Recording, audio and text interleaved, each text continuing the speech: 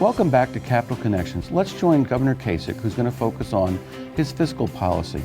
Well, I think by last count, I wrote a budget in 89, 90, 91, I think, maybe 92, missed one of those years.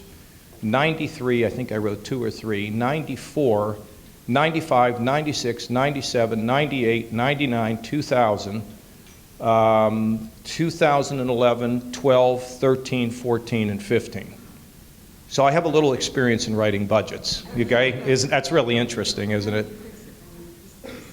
Well, remember we went from $8 billion in the hole to $2 billion in the black, and there's this new commercial on which I haven't seen in New Hampshire, and it shows that iconic one small step for man, one giant step. Have you seen it? About how we balance the budget? Here's how you do it.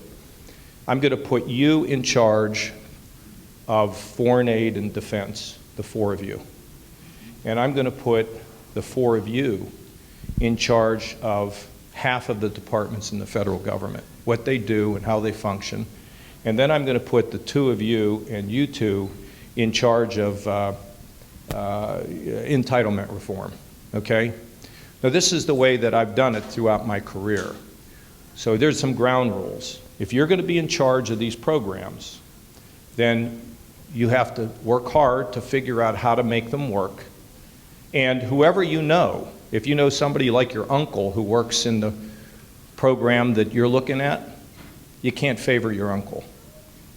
You have to do the thing that is going to be the most effective in terms of innovating, shrinking, and fixing and making government work better. And that's how you do it. And you look at everything and you say, do we need it? Can it be privatized? Can it be combined with something else? Can we move it from Washington into the states? So it's a long process that you go through. You can't play favorites, and what do you keep in mind? Well, you have to keep in mind these kids that are here. We don't have a right to, at the last reading of the last will and testament, to put them in debt.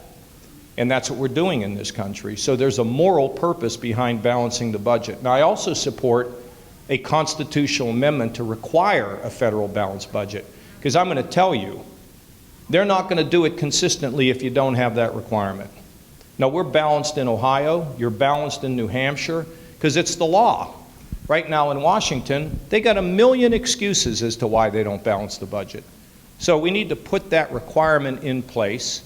And you just move little by little to get your books in order. And I have done it, so many times that it's challenging. It can be fun, but you got to be determined, and you cannot show favorites, and you got to seize the high moral ground, and you got to drive to a solution. That's how you do it. Okay? Just like when you look at your own budget at home, you decide what do you need, what are your priorities. Now, one of our highest priorities has to be rebuilding the military. But one of the things we have to do in rebuilding the military is we have to make sure that we reform the way in which the military buys things and develops things. So that's a complicated process too. But can we get this done? Can we balance our budget? Can we eliminate the surplus? Well, of course we can. We've done it before. And people say, but it's so big.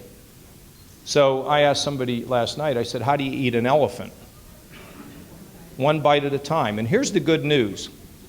If America gets on a path to balancing the budget, even if it doesn't happen soon, if there's a legitimate roadmap to doing it, the economy will get better. People's confidence will be restored again. I have to tell you, it's not that hard.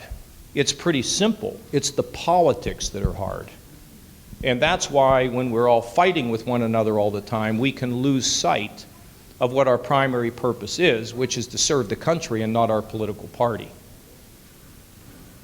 Is that a decent answer for you? Good. And then the way you get to a balanced budget is basically 2 ways. You transform the federal government or the state government, and you create economic growth. So when you are reducing your overhead, you can lower your prices.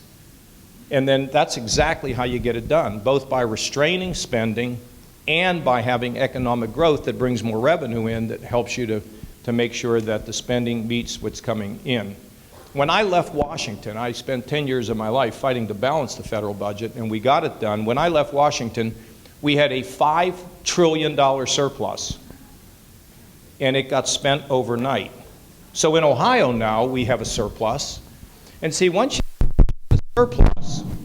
you're in a position of where you have a surplus, then people think it's time to party. Okay? But it isn't time to party. Put it in the barn and save it for a day. And so don't ever let your foot off, because government will get too big.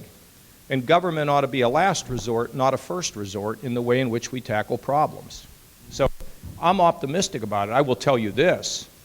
If we have somebody going down to Washington that doesn't know how to do it, it'll be very hard for them to do it.